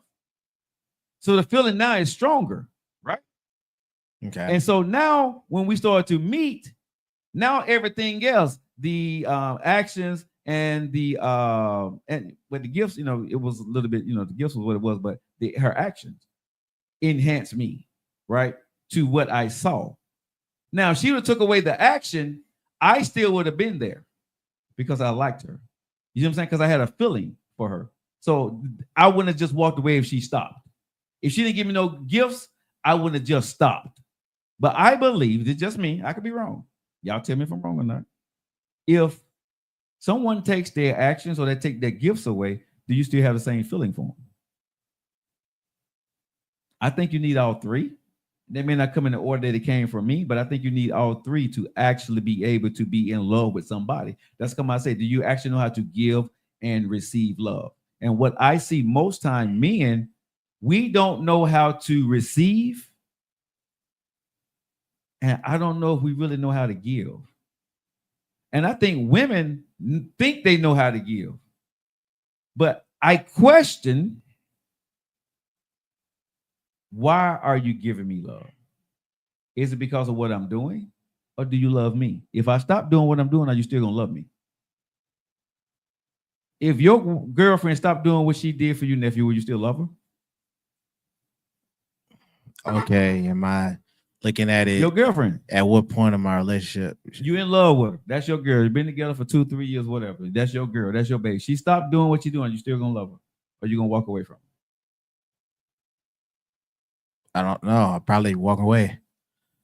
I'm trying to see at what point did I fall in love or it was established, and what all was happening for me when I was with her. Like we got to take that into account. We can't just whatever account you want to take it, wherever you want to take it to. If she stopped doing what she was doing, wherever you want to put it at, would you walk away? Good, bad, ugly, up situation, bad situation. Are you walking away or are you trying to work at it? I don't care where you want to put it. I'm not gonna put a scale on it. Okay. I'll probably work at it. I'll probably work at it. Yeah, I'll probably work at it. Because she did a lot for me. And with her just pulling back, I'm not going to look at that like you just cut me off. How many women think it'll do the same for you? 2, maybe. So when I asked this question, right? do you think people really know how to love, or are they falling in love with me or you or them, right? For the wrong reasons. Because I think if there's not a foundation, right, of why you love somebody, like, okay, I'm gonna say this. Regardless of what my last wife or either of my wives did, right? Especially my last one, right? I loved her. I loved her. Regardless, whatever. Good, bad, ugly, indifference. I didn't know how to show it. But I did love her. She could have got big. She could have did this, whatever, right? Stopped working. I would have found a way. Why? Because I love my wife. Okay. I loved my wife. It wasn't because she cooked or she screwed me the best. I loved my wife and I was not going anywhere. Okay. Right. But me, I didn't know how to give. I would take.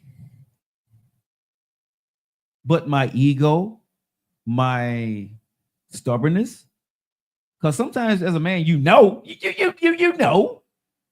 but you just don't know how to act on what you know. Have you ever been in a situation where you know you should do something, but you still don't do it? As a man? Come on now, fellas. Y'all know what I'm talking about. As a man, you know what to do, but you don't do it because that's just your stubbornness. For whatever reason, you know you should do it. You know you should say something, you should do something, or laugh or kiss her or whatever, but you don't do it because you're that man, you just don't do it. Don't ask me the dumbass reason why we don't do it, but it's the damn truth. We don't do it. You missed that moment, and she let you get away with it. But she didn't receive that from you. But you knew it. That was an open moment for you to kiss her or to say I love her or to tap her on the ass, and you didn't do it. Right? We don't know how to we don't know how to give love. And then when we have the opportunity to give love and then you do think you should do it, you won't do it. What is that part of us? Do you love your wife?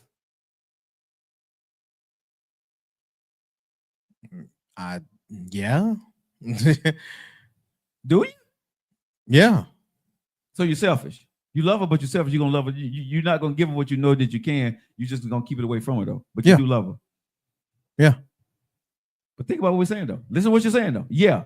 So how do you expect that marriage to work over a long period of time or that relationship? It won't, but I don't think that it working is correlated to how you feel or how you love her. I don't look at it like that. How's she know, though? That's the responsibility. You should show that or tell, but I don't think that negates the fact that you do. You just don't know how to handle a relationship properly. You failed at your relationship. Let me ask you a question. Do you not know how to handle or you choose not to handle it because she's letting you get away with it? I mean, it could be both.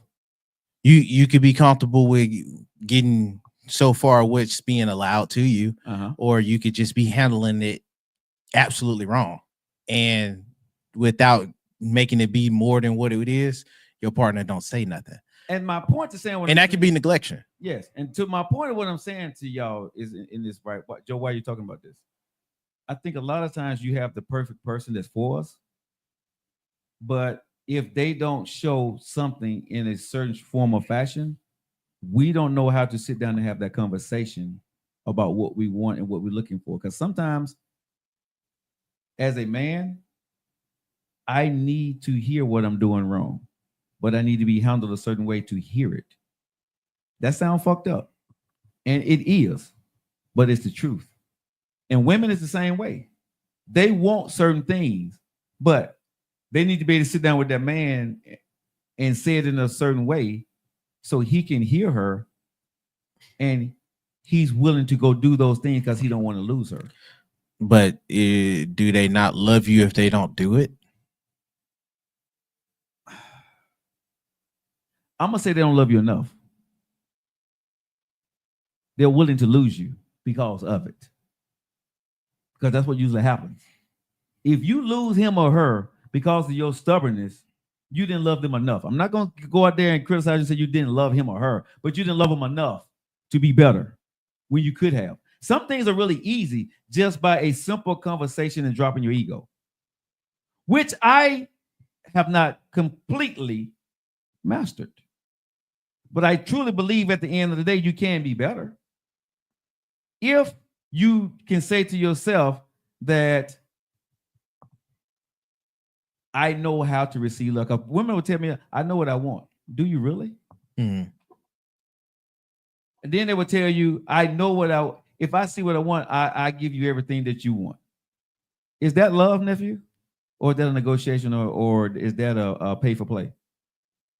I'm asking you, is that a pay for play? That's negotiations. So is that love? No, but I mean, that's not how you start love anyway. Not in my head. I don't think you just start love just because of who they are. Because one thing I've seen in my life after divorce, people who love you are going to love you regardless. But you also did things to make them love you. Okay. Everybody ain't unconditional. Love is with a condition. Or it's birthed from conditions. Whatever that looks like. All thing I can say is, if you are who you are, people will love you. Right? Whatever that is. I got you. You don't think so? Everybody's not going to. True. And that's why you don't receive love. No, I mean, you can receive love being who you are. Just know who you are to everybody ain't going to be what they love about you or what they love at all. Like, I do get the point, you know what I mean? Be consistent in that point. But at the same time, if you want to entertain folks, sometimes in a relationship is not going to be about what you want. So if I'm looking at somebody and they say, hey, in order for me to love you, I need yada, yada, yada, yada. And I give them my rundown. Hey, I need yada, yada, yada, yada. Yeah, that's negotiations all day. Yeah. But at the same time, we also communicating and saying what our parameters for love is based off of how we already received love before. If that's how you interpret love as. We already said love is a construct that we all can interpret different. Right. But if that's the case, if they're giving you this rundown, sometimes this is the rundown from folks that love them, that are very, very close in how they've been handling them.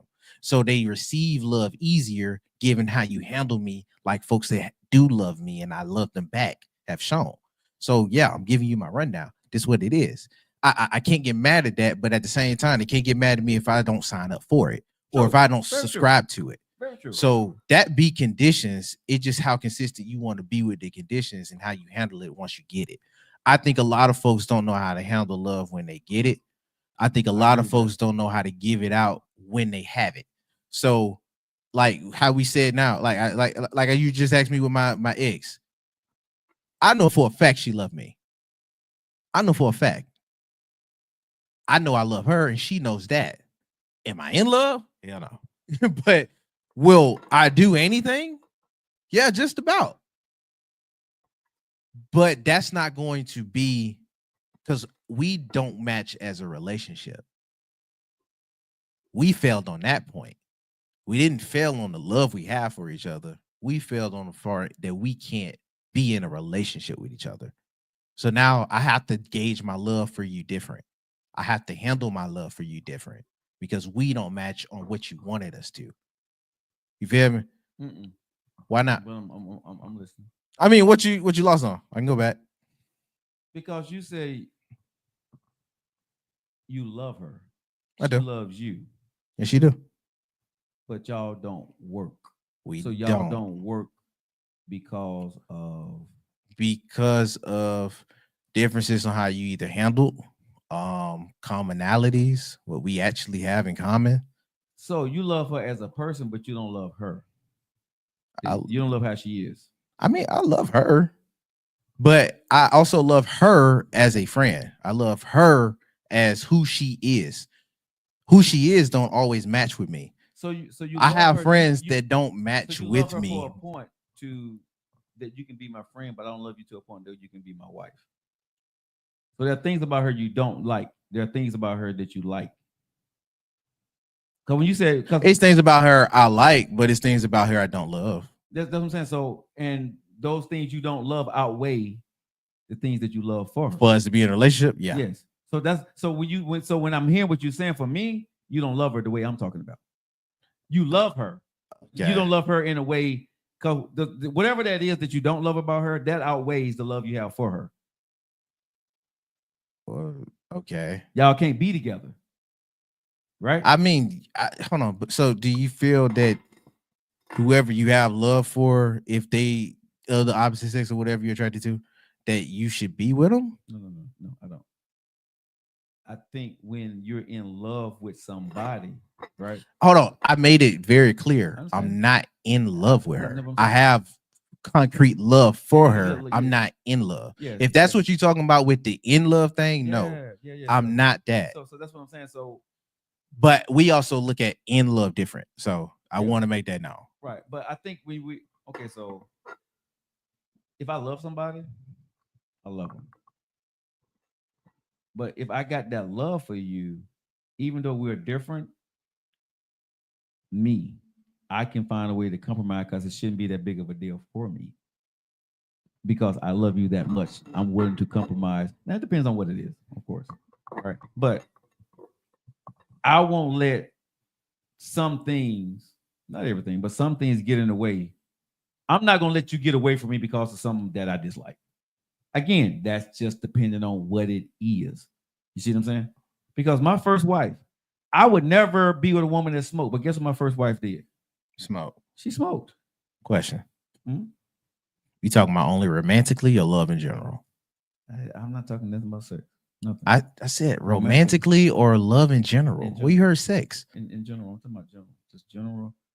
I'm talking about loving a person and fighting for it, right? And okay. Be willing to compromise and go to. I need to know this answer, Dan. Sure.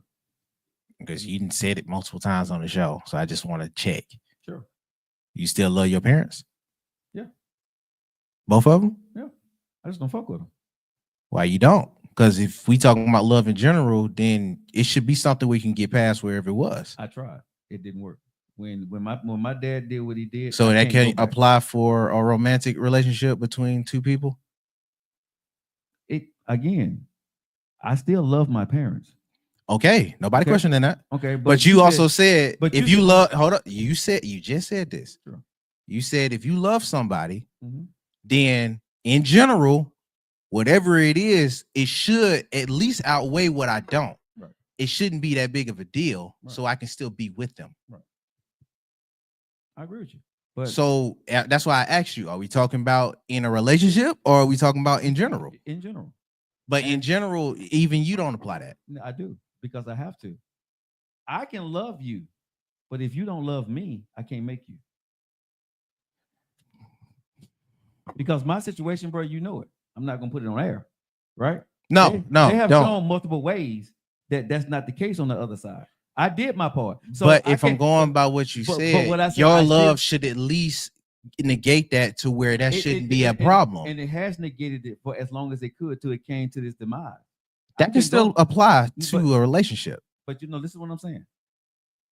I still love my parents, but if it's going to cost me my life, nephew, like I said, there are things that make. I get that point, but hold on. But that's what I said before. There are certain things that it can't go past that, and I'm at one of those impasse with my parents, right? So that's what I'm gonna say. I love my parents, but you can't make somebody love you the way you love them.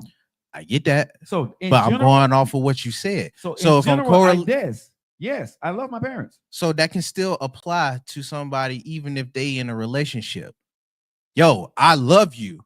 I want to, or wanted to, or even don't want to no more. We've tried to make this work, but it don't no more. That don't question how I love you. That just question how we gotta handle each other. No, but like I said, even with my it can still be the case. Even with my parents, okay. Because of the situation, right? We can't go there. Right? Okay. That's why the love can no longer be. As I stated earlier, I'm not changing the thing because of where it went to, right? So you don't love them no more. You can love them, but if someone's life is going to be in danger, right? Or something is going to get somebody hurt, you can't be with that person. You cannot be. So if you're with your girl, you with your girlfriend. So the only benchmark is if my life is in danger. Right? And she does something that puts your life in danger all the time. Even though you love her, you cannot be with that woman. She may love you, but you cannot be with her because it may cost you your life. It's folks in domestic disputes that still love their spouse, But even they though they choose- going through that, Okay, but hold on. or even if they leave from that. Okay. It's folks outside of what we know. Don't stop correlating to that because I'm trying to You lead brought from that it. up. I get that point, You but brought I'm that not up, so that's why trying. I'm staying right there. God dog it. I'm not trying because I'm bringing that up for an example. You brought a parent situation into a romantic Joe, situation. because we know how you are with your folks. You've been vocal for it, And but you've also just said that you feel that if you love somebody, you should still be with them. But you have voiced that you ain't seen them in a good amount of years. But why? I get the why. I'm not trying to go in on the why. I'm trying to say why is That's it totally that? But I indicative asked of you, what we're talking about. Joe. No, it's not. No, it's not. Because I asked you, are you talking about in a relationship or are you talking about in general? You said in general. Yes. You apply that to love in general. Have you ever? And in general, if we can apply love like that around the board, then why do you not see it as understandable, even in a relationship, that we can't work, but we still love each other? Because I am not in a relationship with my parents. Never. Okay, never mind then. Because that's what I was talking about. No, but I asked you that and you said in general. Then you should have just kept it relationship. But that's what I said. But when you said in general, I have to say, okay, in general, right? No, yes. I asked in general, Joe. If you're talking about it, okay, the premise of the conversation. Before we even went down that path, I asked you explicitly, in general or in a relationship. I say either one, romantically or general. It doesn't matter for me. It really doesn't, right? If you're talking about romantically or generally, right? Like I said, you can love, right? I agree with you. You can love, but at the end of the day, and I said this earlier, depending on the situation, when I was talking about the romantic part, you can't do it for certain reasons, but you fight for it. And when you brought up my parents, like I told you, I fought for it for years, right? It came to a point in my marriage. We fought for it. It came to a point, and that's why it didn't work itself out. So I say, when you're in love with somebody, do you fight for that marriage, for that relationship with your parents or with your friend? Do you love that person on his worst day? When things go bad, are you in the fight with them? Are you in there in the trenches, right? Trying to make it work? Because that shows that you're in love with that person, and you love that person enough to put up a fight for it, whether it's your mom or your dad or your girlfriend, your husband or your wife. Then we got to stop with this idea or this notion that love can just be unconditional, regardless of who. What can we do? Because it's not true. Okay. Love for everything has a condition. And with how far you want to go with it or not does not question the love there. It questions how much you have. And if that's the case, then cool. Let's just let it be known that's the case, though. Mm-hmm. You know what I mean? Like, I'm not going to. There is conditions with my parents. There's conditions that comes with my friends. There's conditions with folks I have romance. There's conditions around the board. So that's just me on that. But we can have that. We had that disagreement.